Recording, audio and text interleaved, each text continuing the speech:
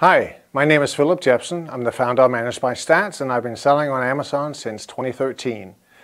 I look forward to talking to you at the event, and I want to give you just a little preview of what I'm going to be talking about and what you'll get out of it. So one of the challenges that Amazon sellers have is Amazon gives you hundreds of statistics, hundreds of numbers, right? And you can very easily just drown in the numbers. So I want to simplify this by giving you 4 KPIs, 4 key performance indicators, or 4 statistics that essentially overview the entire business.